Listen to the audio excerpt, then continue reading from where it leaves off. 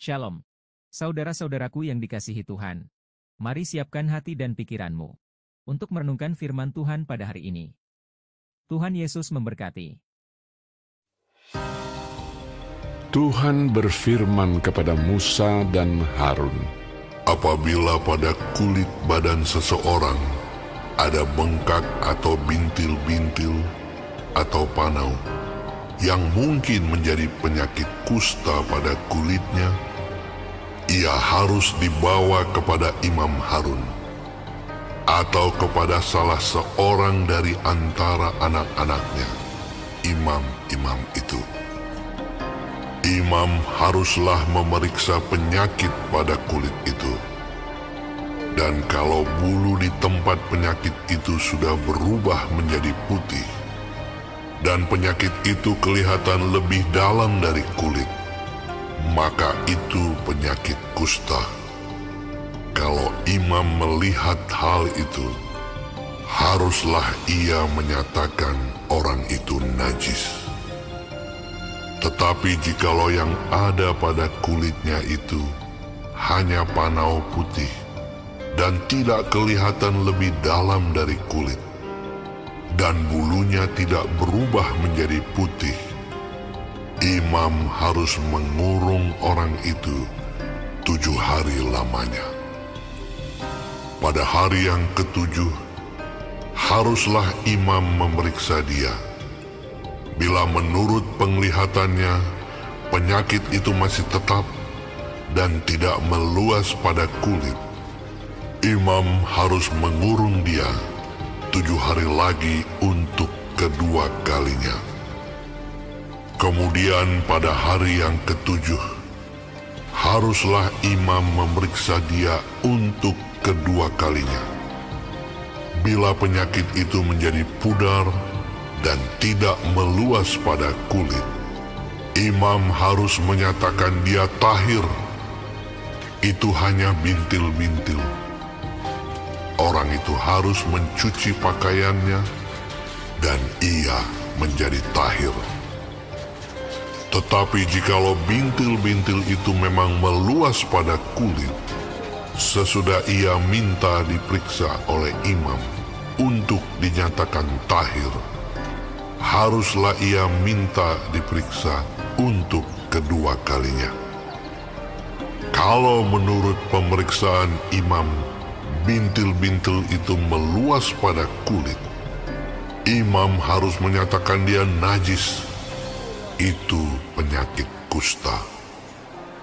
Apabila seseorang kena kusta, ia harus dibawa kepada imam. Kalau menurut pemeriksaan imam pada kulitnya ada bengkak yang putih, yang mengubah bulunya menjadi putih, dan ada daging liar timbul pada bengkak itu, maka kusta idapanlah yang ada pada kulitnya. Imam harus menyatakan dia najis dengan tidak usah mengurung dia, karena orang itu memang sudah najis. Jikalau kusta itu timbul di mana-mana pada kulit, sehingga menutupi seluruh kulit orang sakit itu, dari kepala sampai kakinya, seberapa dapat dilihat oleh imam. Dan kalau menurut pemeriksaannya, kusta itu menutupi seluruh tubuh orang itu, maka ia harus dinyatakan tahir oleh imam. Ia seluruhnya telah berubah menjadi putih, jadi ia tahir. Tetapi pada waktu ada tampak daging liar padanya, najislah ia. Kalau daging liar itu dilihat oleh imam, ia harus menyatakan orang itu najis, karena daging liar itu najis, dan itu penyakit kusta. Atau apabila daging liar itu susut dan berubah menjadi putih, haruslah orang itu datang kepada imam. Kalau menurut pemeriksaannya penyakit itu telah berubah menjadi putih, haruslah imam menyatakan orang itu tahir. Memang ia tahir. Apabila pada kulit seseorang ada barah yang telah sembuh, tetapi di tempat barah itu timbul bengkak yang putih atau panau yang putih kemerah-merahan, haruslah orang itu minta diperiksa oleh imam. Kalau menurut pemeriksaannya, panau itu kelihatan lebih dalam daripada kulit dan bulunya telah berubah menjadi putih, maka imam harus menyatakan orang itu najis, karena penyakit kustalah yang timbul di dalam barah itu.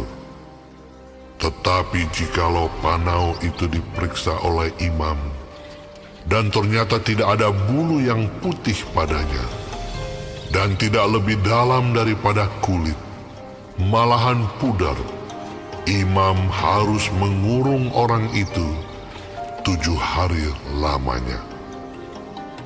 Dan jikalau panau itu memang meluas pada kulit, imam harus menyatakan dia najis. Itu penyakit kusta. Tetapi jikalau panau itu masih tetap dan tidak meluas, maka itu bekas barah, dan imam harus menyatakan orang itu tahir. Atau apabila pada kulit seseorang ada lecur karena api, dan daging liar yang timbul pada lecur itu menjadi panau yang putih kemerah-merahan atau putih, maka imam harus memeriksa panau itu. Bila ternyata bulu pada panau itu berubah menjadi putih, dan panau itu kelihatan lebih dalam dari kulit, maka yang timbul di dalam lecur itu adalah penyakit kusta, dan imam harus menyatakan orang itu najis. Itu penyakit kusta. Tetapi jikalau menurut pemeriksaannya tidak ada pada panau itu bulu yang putih, dan panau itu tidak lebih dalam daripada kulit, malahan pudar, imam harus mengurung orang itu 7 hari lamanya. Pada hari yang ke-7, imam harus memeriksa lagi dia. Jikalau panau itu memang meluas pada kulit, maka haruslah imam menyatakan dia najis. Itu penyakit kusta.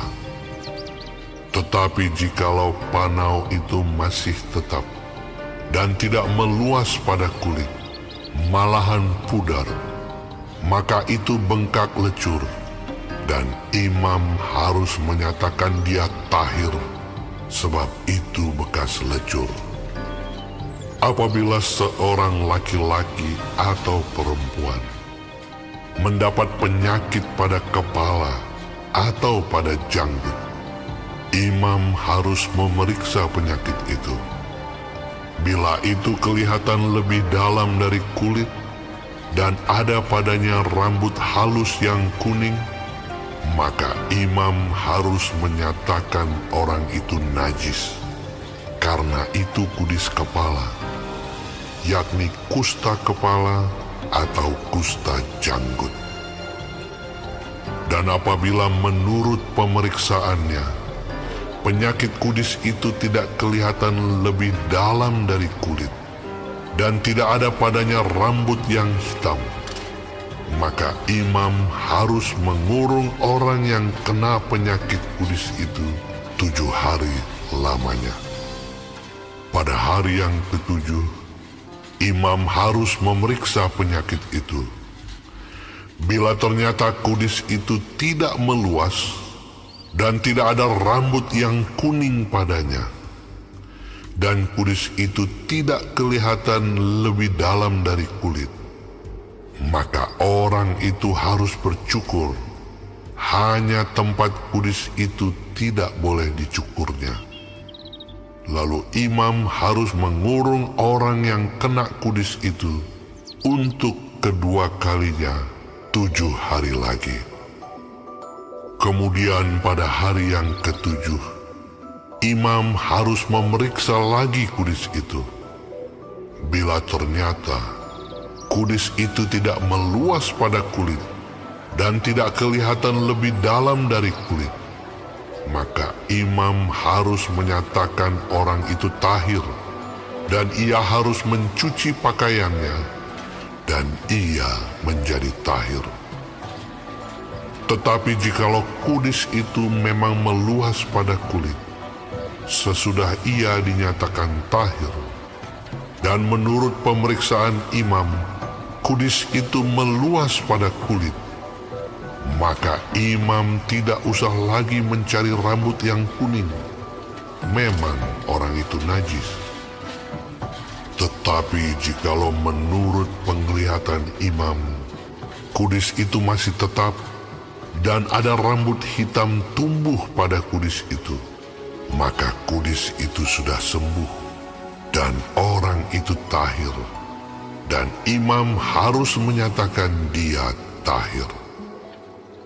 Apabila pada kulit seorang laki-laki atau perempuan ada panau-panau, yakni panau-panau yang putih, imam harus melakukan pemeriksaan. Bila ternyata pada kulitnya ada panau-panau pudar dan putih, maka hanya kuraplah yang timbul pada kulitnya, dan orang itu tahir. Apabila rambut kepala seorang laki-laki meluruh, dan ia hanya menjadi botak, ia tahir. Jikalau rambutnya meluruh pada sebelah mukanya, dan ia menjadi botak sebelah depan, ia tahir. Tetapi apabila pada kepala yang botak itu, sebelah atas atau sebelah depan, ada penyakit yang putih kemerah-merahan, maka penyakit kustalah yang timbul pada bagian kepala yang botak itu. Lalu imam harus memeriksa dia.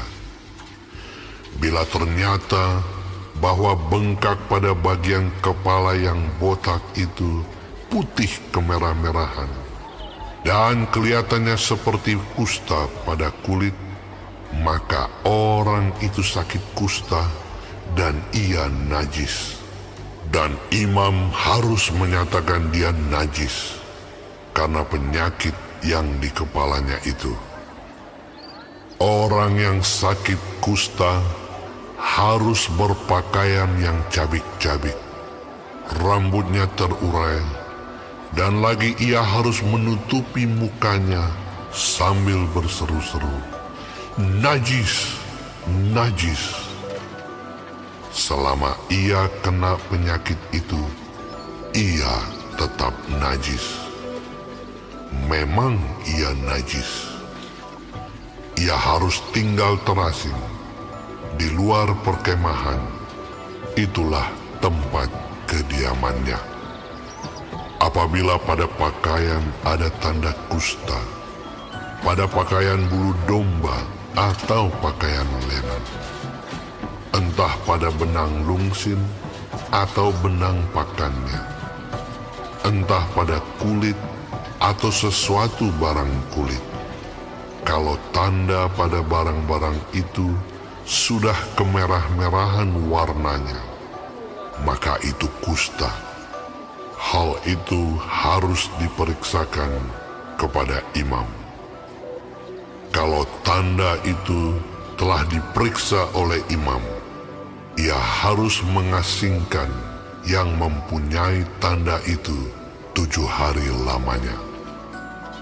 Pada hari yang ke-7, ia harus memeriksa tanda itu lagi. Apabila tanda itu meluas pada pakaian, atau benang lungsin, atau benang pakan, atau pada kulit, entah untuk barang apapun kulit itu dipakai, maka itu adalah kusta yang jahat sekali, dan barang itu najis. Ia harus membakar barang-barang yang mempunyai tanda itu, karena itu kusta yang jahat sekali. Barang-barang itu harus dibakar habis.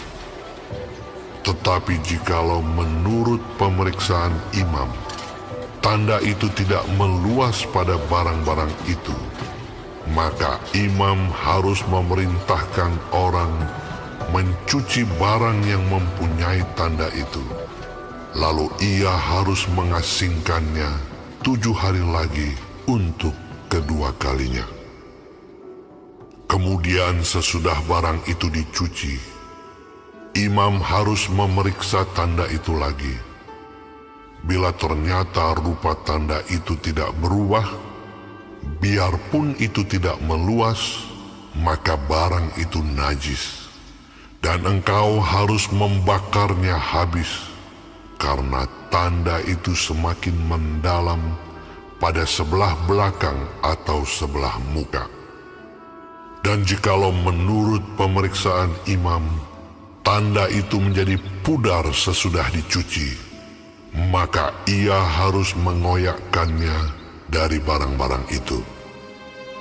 Tetapi jikalau tanda itu tampak pula pada barang-barang itu, maka itu kusta yang sedang timbul.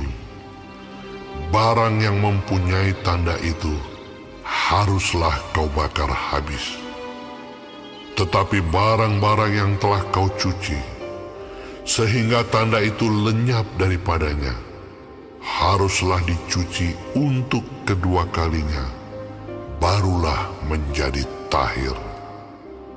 Itulah hukum tentang kusta yang ada pada pakaian bulu domba, atau lenan, atau pada benang lungsin, atau pada benang pakan, atau pada setiap barang kulit, untuk menyatakan tahir atau najisnya. Saudara-saudara, tugas imam tidak hanya berkenaan dengan persembahan kurban kepada Tuhan, tetapi juga meneliti apakah seseorang terkena penyakit kusta atau tidak. Penyakit yang diterjemahkan sebagai kusta ini berbeda dengan penyakit kusta yang sekarang kita kenal. Orang yang terkena kusta pada waktu itu menjadi najis. Saudara, Tuhan memberi imam segala informasi yang diperlukan untuk mendeteksi penyakit itu dan memastikan bahwa penyakit tersebut tidak menyebar. Bayangkan saja, betapa tragisnya jika ada seseorang yang tidak benar-benar sakit kusta kemudian sampai diasingkan. Atau sebaliknya, orang yang kena kusta justru dinyatakan sebagai orang yang bersih. Akibatnya tentu akan sangat berbahaya, karena penyakit kusta ini sangat menular. Saudara, penyakit kusta adalah gambaran dari dosa. Penyakit ini tidak terdapat pada permukaan saja. Sama seperti dosa, penyakit ini meluas atau lebih dalam daripada permukaan kulit. Penyakit kusta menyebar di dalam jaringan kulit, dan membuat orang najis sedemikian rupa sehingga ia harus dikucilkan. Tetapi Tuhan kita adalah Tuhan yang berbelas kasihan kepada para penderita kusta. Ia menyentuh mereka, dan membuat mereka bersih. Dia memberi murid-muridnya kuasa untuk menahirkan para penderita kusta. Saudara, pengorbanan Kristus telah mentahirkan kenajisan dosa kita. Maka marilah kita memberi diri untuk dipakai alat Tuhan membawa kabar baik ini kepada semua orang. Amin. Tuhan Yesus memberkati.